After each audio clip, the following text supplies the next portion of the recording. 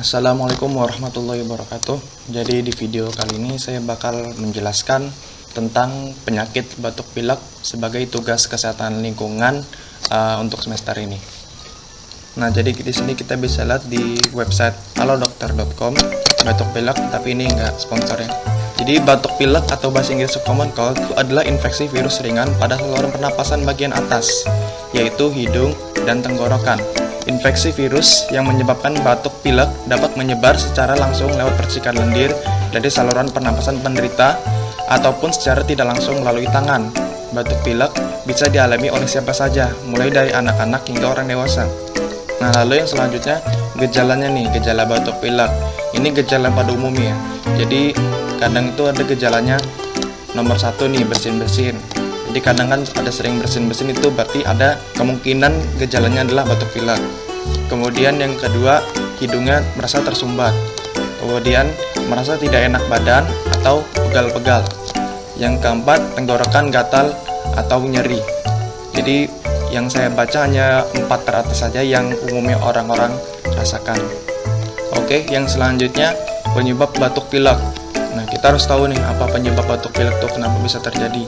Jadi batuk pilek itu disebabkan oleh human rhinovirus atau bisa disingkat HRV. Itu adalah kelompok virus yang paling banyak menyebabkan batuk pilek. Selain virus tersebut, penyakit ini juga bisa disebabkan oleh coronavirus, adenovirus, human parainfluenza virus, dan respiratory syncytial virus. Nah, virus ini bisa masuk ke tubuh manusia melalui hidung, mulut, atau bahkan mata sebelum menimbulkan gejala. Nah, untuk pengobatan batuk pilek itu ada banyak caranya yang disarankan oleh dokter. Yang pertama itu mengoleskan balsam. Nah, cara ini dapat meringankan gejala batuk pilek terutama pada bayi dan balita. Caranya tinggal usapkan balsam pada punggung atau dada.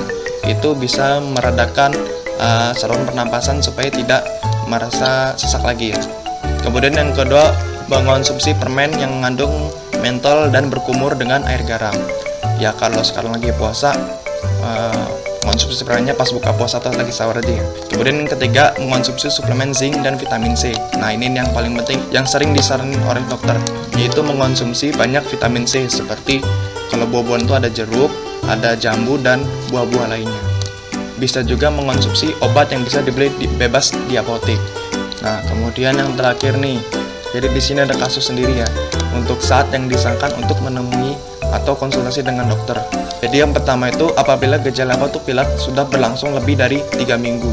Lalu yang kedua, keparaan dari gejala itu meningkat. Yaitu yang ketiga, kalau pada anak-anak itu ada namanya nyeri di tenggorokan atau radang amandel. Oke, jadi ini tambahan sedikit ya, karena sekarang lagi maraknya dengan pandemi virus corona. Jadi saya di sini mau menerangkan tentang gejala-gejala dari virus corona. Di sini gejala dari virus corona itu sebagian besar mirip dengan gejala dari batuk pilek atau penyakit flu. Jadi yang pertama ada yang namanya demam. Tadi kita lihat di gejala batuk pilek ada juga gejala demam. Lalu yang kedua ada batuk kering. Nah, ini perbedaan paling mendasar ya. Kalau di virus corona itu gejalanya adalah batuk kering. Di gejala batuk pilek itu batuknya batuk basah atau batuk berdahak ya. Jadi kita juga harus mengetahui gejala-gejala dari virus corona ataupun gejala dari batuk pilek biasa. Oke, kalau ingin informasi lebih lanjut saya udah buat sebuah poster, akan saya cantumin di atas ini. Oke, sekian video kali ini. Mohon maaf bila ada kesalahan kata. Sekian informasi dari saya. Assalamualaikum warahmatullahi wabarakatuh.